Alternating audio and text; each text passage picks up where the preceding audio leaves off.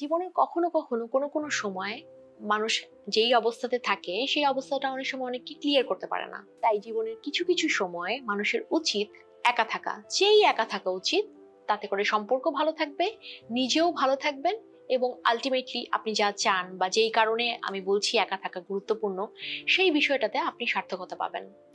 এই তিনটা বিষয়ের মধ্যে প্রথমত হচ্ছে যে অনেক ক্ষেত্রে দেখা যায় কি যে আমরা অনেক সময় ডিপ্রেশনে থাকি। তো ডিপ্রেশনে থাকলে আপনার আশেপাশের মানুষ অনেক সময় এমন নেগেটিভ আরো বেশি কথা বলে বা ফিডব্যাক দেয় যে হ্যাঁ তোমার তো ডিপ্রেশন, তোমার আবার কিসের ডিপ্রেশন, তোমার কষ্টের কি কোনো মূল্য আছে, জানো ওর কষ্ট আরো কত বেশি। তো প্রত্যেকের কষ্ট কিন্তু তার কাছে গুরুত্বপূর্ণ এবং তার কষ্টটা তার কাছে সে অনুভব করে। তো সেক্ষেত্রে অন্য একজন মানুষ যখন সেটাকে ইনভ্যালিড করে দেয় তখন কিন্তু তার কষ্টটা আরো বেড়ে যায়। একটা কিছু চায় সেটা সার্থক হচ্ছেন না, তখন অন্য অনেকে বলবে কি কেন পারতেছো না, তুমি তো পারবাই না, তুমি পারবা না, কারণ তোমার পক্ষে পারা সম্ভব না, আমি জানতাম তুমি পারবা না।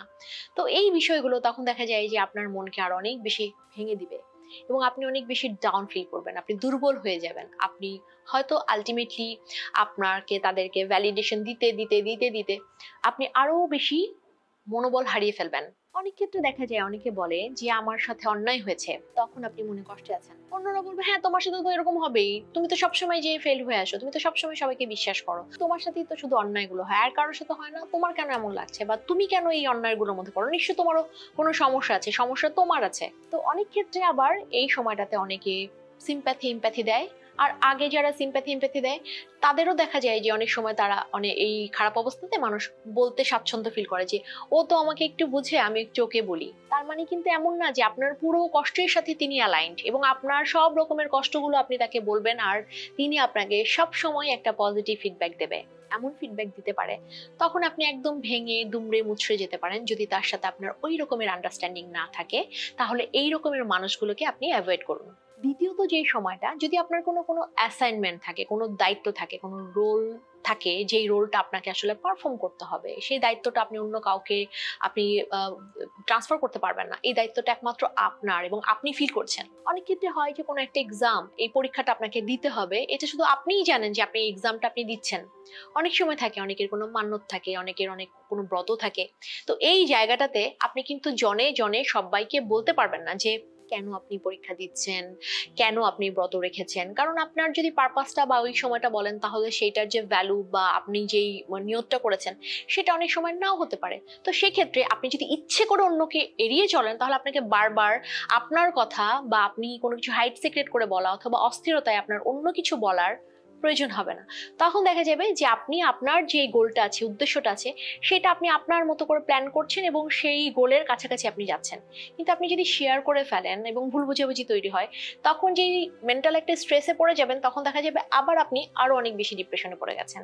তৃতীয়ত যে বিষয়টা, সেটা হচ্ছে যে আমরা অসুস্থ হলে অনেক সময় চাই যে আমাদেরকে সবাই অনেক মায়া করুক, আমাকে বুঝুক, ওরা তো জানে দেখছে যে আমি আসলে অসুস্থ। কিন্তু যদি এই সময়টাতে আপনাকে অন্যরা না বোঝে তাহলে আপনি আপনার নিজের মতো একটা মেকানিজম তৈরি করেন যে আপনি কিভাবে সুস্থ হবেন, সেইটা নিয়ে ভাবেন, সেলফ কেয়ার করেন। এবং সবচেয়ে বেশি গুরুত্বপূর্ণ হচ্ছে যে আপনার যিনি খুব প্রিয় মানুষ, সেই মানুষটাকে আপনি ইন্টেনশনালি তাকে কোনো না কোনো ভাবে একদিক করে বা কোনো না কোনো ভাবে আপনি তার কাছ থেকে দূরে থাকেন। কারণ আপনি যদি সেই সময়টাতে আপনার একদম প্রিয় মানুষ মানে পৃথিবী গ্রহ, এই মানুষটাকে যদি আপনি এমন কিছু বলে ফেলেন যেটা আপনি চাননি বলতে, মিন করেননি বা বলে ফেলেছেন কোনোভাবে, তখন দেখা যাবে সেই মানুষটা আপনাকে ভুল বুঝছে, কারণ আপনার শব্দ চয়ন অথবা আপনার আচরণ এমন হয়েছে তার জন্য আসলে সেটা হিউমিলেটেড ফিল করেছে তিনি। তখন দেখা যাবে যে আপনি তাকে একেবারেই হারিয়ে ফেললেন। আপনার অসুস্থতা থেকে আপনার শরীর সুস্থ হলো, আপনার স্ট্রেস থেকে আপনি রিলিফ পেলেন, আপনার ডিপ্রেশন একসময় আপনি কাটিয়ে উঠলেন, কিন্তু এই যে আপনার পছন্দের মানুষ, ভালোবাসার মানুষটাকে আপনি আর কোনোভাবেই পাচ্ছেন না, কারণ তিনি আপনাকে ভুল বুঝেছে কোনো না কোনো ভাবে। তিনি তার সম্মানের জায়গাটাতে মনে হয়েছে যে আপনি তাকে করেননি, ভালোবাসেননি, বা কোনো একটা কারণে ভুল বুঝে আপনার থেকে চলে গেছে। তো এই তিন রকমের পরিস্থিতিতে যদি আপনি থাকেন এবং আপনি মানুষকে ক্লিয়ারলি বোঝাতে পারছেন না বা আপনার পাশের মানুষগুলো আপনাকে বুঝছে না, আপনি এটা বুঝতে পারছেন, তাহলে ইন্টেনশনালি আপনি এড়িয়ে চলুন সবাইকে, একা থাকার চেষ্টা করেন।